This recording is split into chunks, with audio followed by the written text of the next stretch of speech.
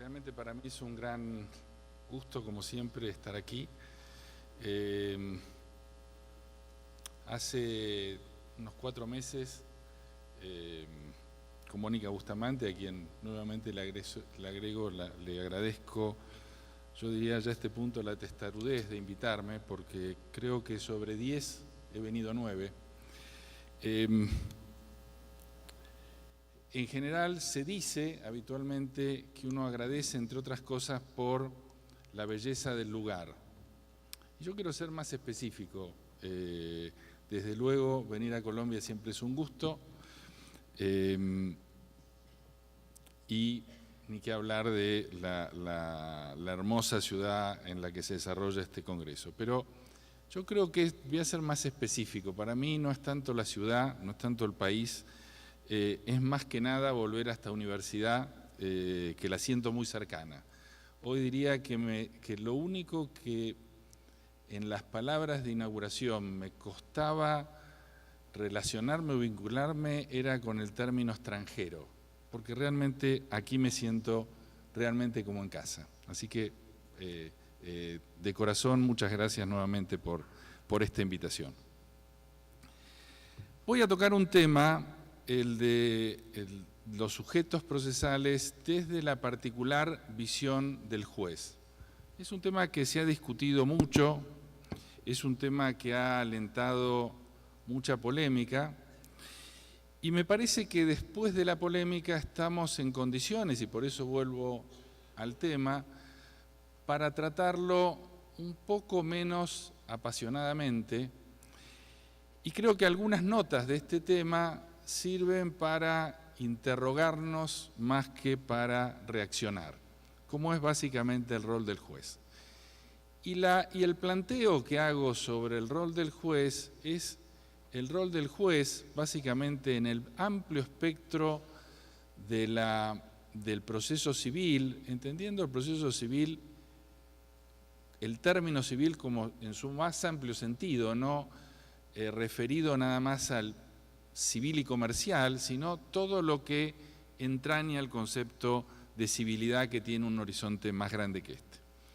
Desde ese punto de vista voy a hablar de el juez frente a dos términos de una ecuación en la cual es difícil lograr un equilibrio, pero sí como es difícil es tremendamente trascendente, que es en la relación existente en el dilema entre libertad e igualdad, dilema que en general los procesalistas lo han tomado desde otro punto de vista, pero que creo que en la discusión es el dilema que está presente.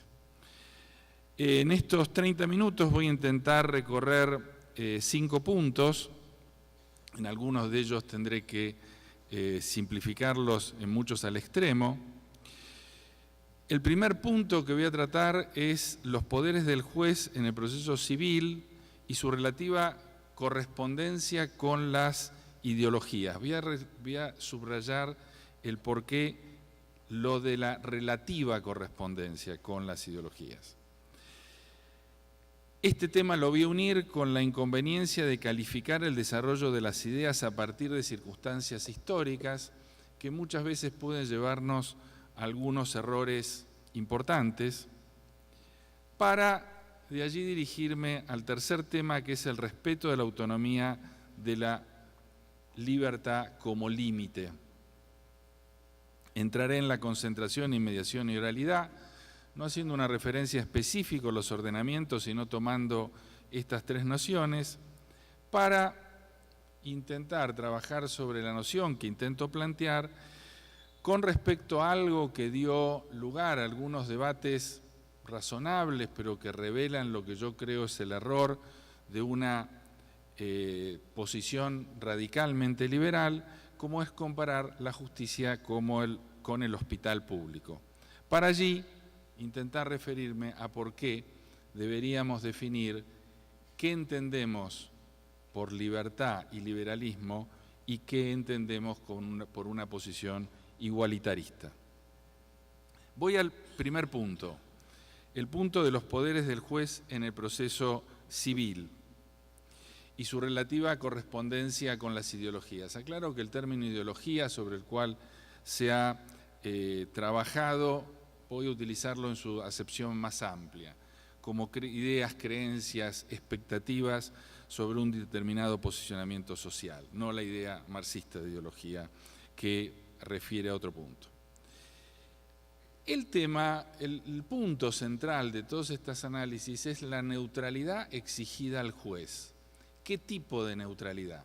Una neutralidad radical, una neutralidad absoluta, una neutralidad que entienda el posicionamiento difícil que tiene el juez en un contexto de incertidumbre para guiar el debate procesal. ¿Qué límites y qué desafíos presenta esta idea de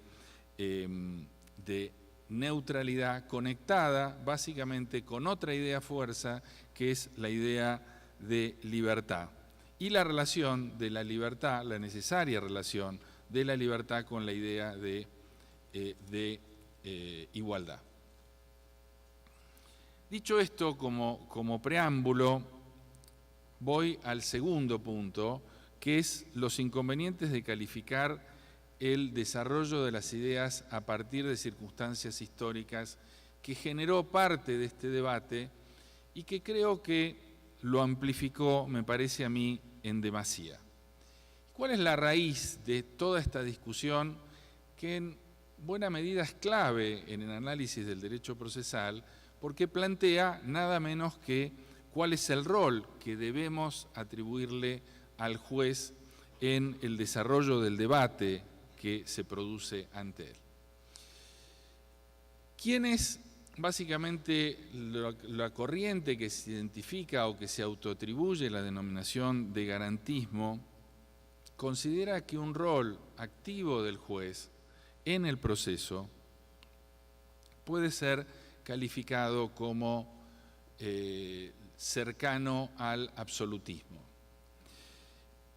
¿De dónde toman este pensamiento para calificarlo de este modo y que ha sido uno de los orígenes de la polémica? Toman las ideas de Klein del año del 1881. Klein en ese momento vivía en el imperio austrohúngaro. Claramente el régimen político en aquel entonces era absolutista, y él plantea sus ideas en un libro que se llamó Pro Futuro, donde describía cómo debía a su juicio ser el proceso civil, y producto que era el ministro de Justicia, sancionó las normas de organización de la justicia y un nuevo Código Procesal Civil, el Código Procesal Civil de 1895, que se le atribuía al juez un papel muy activo, se le daba preponderancia en el debate y en su desarrollo, y esto vino a revolucionar en buena medida las ideas del 800. Pero siempre estamos refiriéndonos al 1800, no estamos hablando de un contexto similar al nuestro. Pero aquellas ideas de Klein tuvieron tal potencialidad que, de hecho, por ejemplo, en el Congreso Mundial de Viena, en el 10º Congreso Nacional de Derecho, en el 11 Congreso Mundial de Derecho Procesal de Viena, Gard, cuando lo inaugura, hace referencia a las ideas de Klein, porque está claro que algunas de estas planteos de Klein de renovar el rol del poder del juez en el proceso civil tuvieron en aquel momento mucha importancia y fueron rescatadas en el final del siglo pasado, a partir de los años 60, como uno de los valores a tomar en cuenta en la regulación del proceso civil. Por eso es tan importante la idea de Klein, por las consecuencias que se le atribuyen a Klein. Estas ideas de Klein se emparentan con otras ideas también extremadamente importantes por lo que significó como desarrollo técnico, que fue el Código Procesal Civil Italiano de 1940. La importancia del Código Civil italiano, yo diría que es más por la doctrina que la respalda que por los resultados que dio el propio Código Procesal Civil italiano, que fueron extremadamente magros. Italia es uno de los países reconocidos por la lentitud de su justicia y con un grave problema en términos de ordenamiento procesal civil. Pero la doctrina detrás de este Código Procesal fue una de las doctrinas más potentes del siglo pasado, sin duda. Ocurrió que el Código Procesal se sanciona en una época en que gobernaba por un lado Mussolini y por otro lado Hitler. Entonces hay una reacción, un prejuicio muy alto sobre las ideas que tenían aquellos hombres y la legislación que era el espejo de un determinado contexto histórico. Entonces, por un lado tenemos el absolutismo ligado a Klein y por otro lado tenemos el fascismo y el nazismo ligado al Código de 1940. Claramente no son las mejores cartas de presentación para nadie. Pero estas cartas de presentación no necesariamente son malas consejeras a la hora de analizar en un contexto actual la fortaleza o debilidad de estas ideas. Quienes criticaron aquel Código de 1940 tomaban la relación que hizo el ministro de Justicia de Italia al presentar el código. Lo voy a leer porque es un texto muy corto pero elocuente en cuanto a la relación con el contexto histórico de aquella época de la relación del ministro Grandi. Decía, esto está tomado de las instituciones de Calamandrei, pero el factor decisivo que ha hecho posible la actuación de la reforma preparada por la ciencia ha sido el factor político. El propio Grandi en la relación decía: hemos trabajado siguiendo una determinada visión académica, científica, como quieran caracterizarlo, pero este es un hecho político. Está claro que hablaba un político atribuyéndole fuerza política a aquello que presentaba la sociedad. Dice, si el Código de 1865, el que regía en Italia hasta entonces, fue por razones históricas, acaso ni siquiera advertidas por sus autores, expresión de las premisas individualistas que formaban parte de la base del Estado liberal, el Código de 1940 quiere ser de una manera decididamente consciente la expresión histórica del actual Estado corporativo. Claramente, este párrafo enuncia o declara que no estamos hablando de una tesis de Estado liberal, no querían ser un Estado liberal y contraponían este Estado liberal con el Estado de 1865. Las ideas que critica Grandi son las ideas de 1865. Y acá hay un eje temporal que me parece interesante, porque si bien sería descabellado hoy revivir las ideas del nazismo y el fascismo, también lo es revivir las ideas tal como fueron planteadas a mitad del 800. Una y otra respondían a contextos y eran desarrollos de un tiempo distinto. Y termina hablando del necesario reforzamiento de la autoridad, y en el reforzamiento de la autoridad pone como eje clave al juez. Cierto que se equivoca Grandi cuando lo plantea en esos términos, pero solamente rescato de este párrafo algo que me parece que es el error y a la vez la inteligencia de la posición que estoy criticando. ¿Por qué digo el error? Porque creo que tomar aquello para enjuiciar ideas actuales es un error, pero es acertado al mismo tiempo tener en cuenta que el perfil que le asignemos al juez no deja de ser una idea clave en el ordenamiento. Digamos que hablar de los sujetos procesales, sobre todo frente a la sanción de un código como el Código General de Proceso para Colombia, no es un tema banal, es un tema de máxima importancia. ¿Cuál es la carta de navegación que va a tener el juez para guiar su conducta frente a las partes? Es un tema clave. Y este tema clave lo tomó aquella reforma, lo tomó erradamente y en esto tienen razón. Claro que cuando refuerza la idea del rol del juez, cae en un error. Pero aquí, para criticar el error, me sirvo de un trabajo muy interesante de Rebuffa, que es Las funciones judiciarias, lecciones introductivas de 1986, que plantea algo que para mí tiene una fuerza argumental muy importante, como es que no podemos asociar necesariamente las ideas con lo que dicen sus intérpretes. Y Rebuffa lo que analiza es las ideas de Montesquieu y quién era Montesquieu, con qué pasó con los intérpretes de Montesquieu. Y dice que se debe diferenciar aquellos análisis que el propio Montesquieu hace a mitad del 700 en el espíritu de la ley y cuáles fueron las consecuencias de esas ideas que tomaron los revolucionarios franceses para armar la estructura legal y el sistema propio de Francia que se difuminó en toda Europa.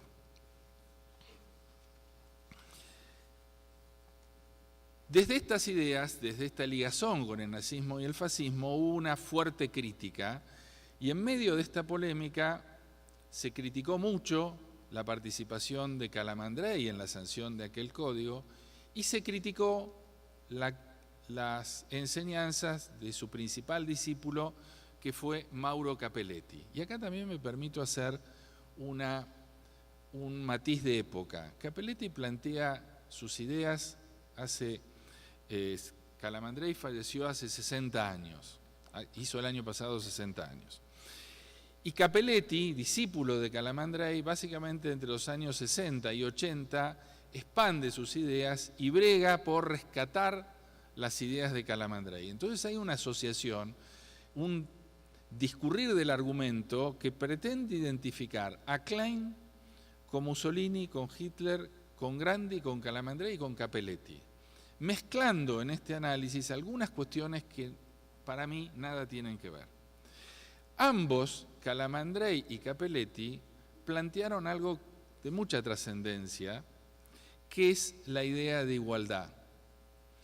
Las enseñanzas de Capelletti en uno de los escenarios que tuvo mayor fuerza fue en América Latina, porque América Latina, necesitada de modificar sus esquemas de justicia y que vivía en un marco de profunda desigualdad, como es nuestra historia, encontró en las ideas de Capelletti de acceso a la justicia y el subrayar que en el proceso tenía que haber una igualdad real, un análisis que favorecía un cambio que se sentía como un cambio auspicioso, bueno y de amplios beneficios para la sociedad.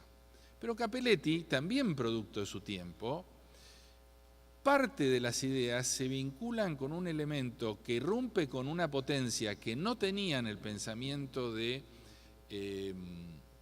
Calamandrei, pero sí lo tuvo en la época de Capelletti, que es la incorporación de los pactos de derechos, el Pacto de Derechos Civiles y Políticos, la Convención Europea, la Convención Americana, que la sociedad empezara a hablar después de la Segunda Guerra Mundial de los derechos humanos como un valor fundante de una democracia, como un valor capital de una democracia.